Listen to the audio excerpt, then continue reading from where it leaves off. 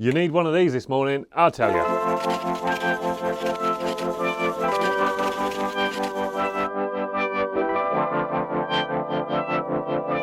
I've had one of these on my Transit for the last 12 months and I use it nearly every morning during winter. This one comes with a tank, a separate diesel tank if you want to fit that to the van, and then you can take your diesel supply from that. But I don't need that because I'm going to tee it straight off the diesel tank on the van. So we're going to have to drop it down, tee into the tank, fit the pump that the heater comes with, and then fit the heater. First of all, I've got to empty the diesel tank because it's 3/4 full, isn't it? Feels like being 18 again and nicking the petrol out of my dad's 1981 Opel Kadett. Lovely. Just got that free son of diesel. Very nice. That's full, that's full. So whatever's left in it is staying in it.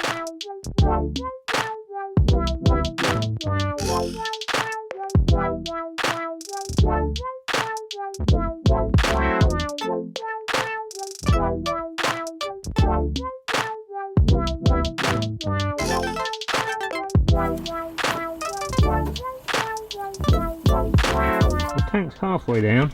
The filler neck, which has got to come out with the diesel tank, has got caught on the AdBlue filler neck. So there's a little bracket in there that's holding that AdBlue thing in. I'm going to take off and see if that will give me a bit more space. Right, that's about as far as I can get it. But I think that should be far enough for me to get that sender unit out. Fucking these leaders.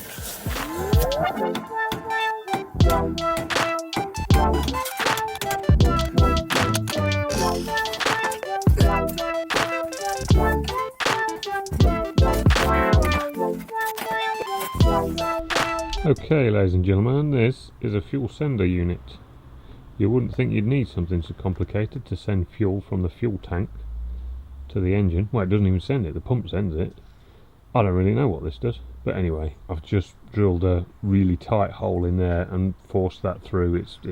It'll seal on its own, but I will put a little bit of sealant around the top there. Hello again, folks. This is where you all are. Right, now I'm going to wiggle this back in again.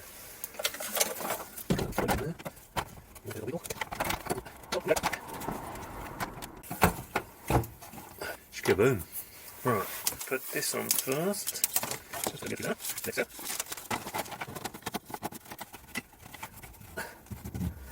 And then beat the shit out of it with an hammer. There we are.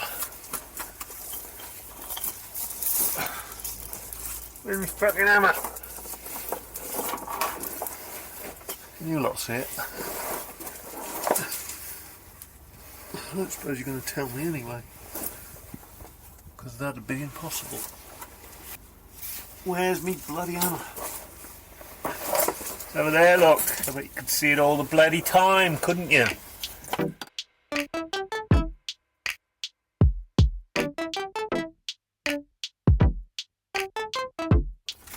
Right. I think what I'll do is zip tie that fuel line along. Oh, there's a spare little.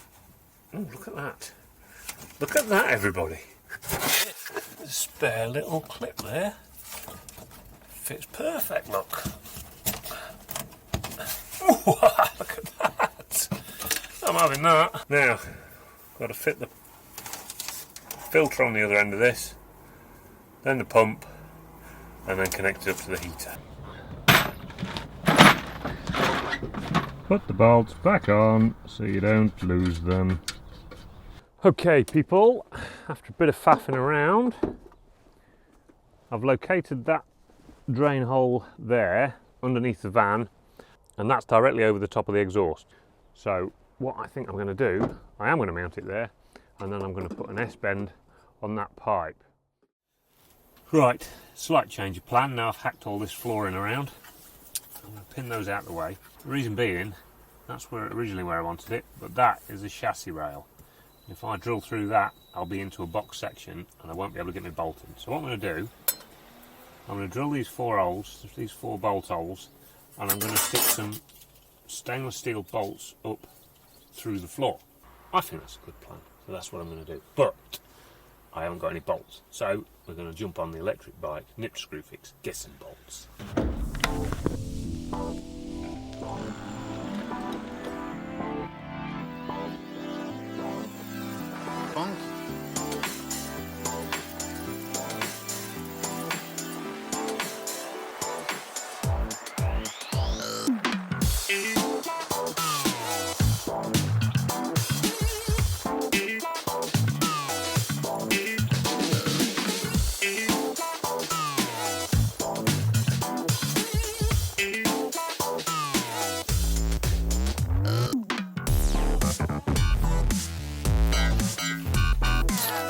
Cheers.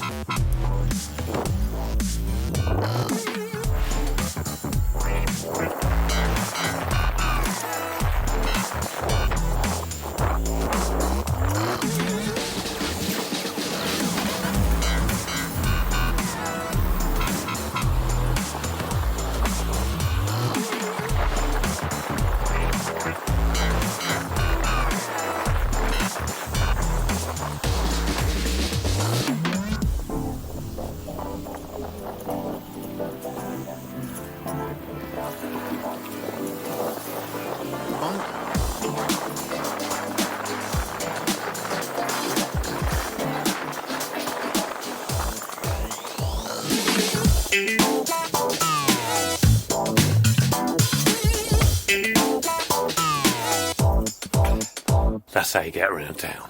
Right, where you at, Carl? So we've got an intake and an exhaust. There's some pipes that have got to go onto there, which go through those holes, sucks fresh air in and exhaust out underneath the van. Now, because this floor is totally uneven and we put it on studs, that means when we put our heater on, we can make sure it fits nice and level on the studs. And it also means we can get under there to undo the two hoses, lift the heater out and service it.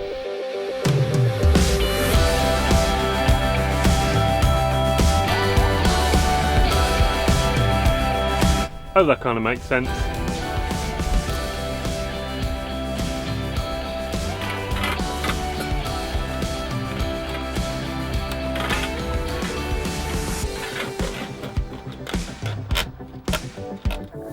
The other good thing about installing it this way, I can run the fuel line across the van on the inside rather than clawing about underneath trying to do it.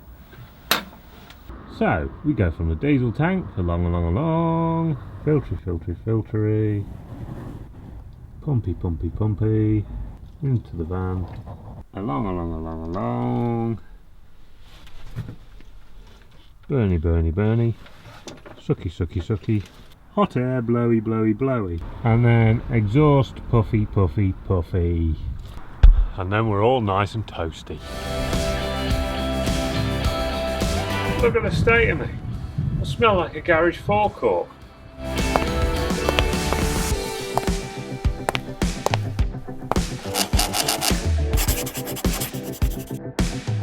Plywood floor then. That's not actually a plywood floor, that's just a B-roll shot to show you that I've been to get the plywood for the floor. Okay? Now, a full sheet won't do it, it's a sheet and a little bit. And I want the joint to come on one of these ridges just there, halfway on the ridge.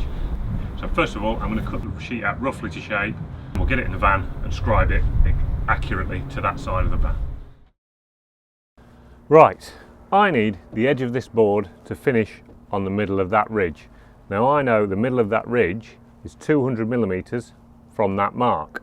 I also know the edge of that board is 68mm from that mark. So I've got to take off 132mm off this side, so that the board will then slide over that way 132mm and finish in the middle of that ridge.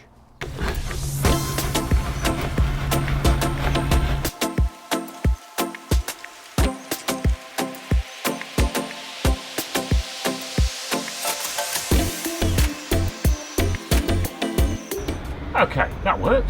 Now, before I screw this down, I want to use some of that closed cell foam insulation and stick it to the valleys of the floor before we screw it down.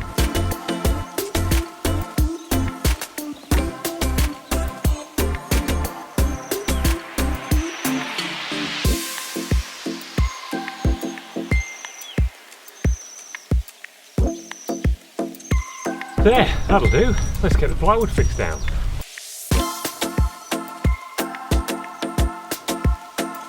Let's cut the other side, same principles, measure it so we scribe enough off and the sheet will just drop in and join up with that one.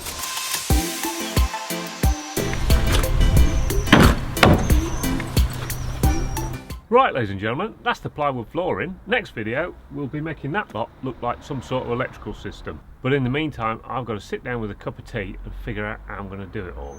Thanks for watching. Like, subscribe and comment and all that stuff, and I'll see you next time. Bye.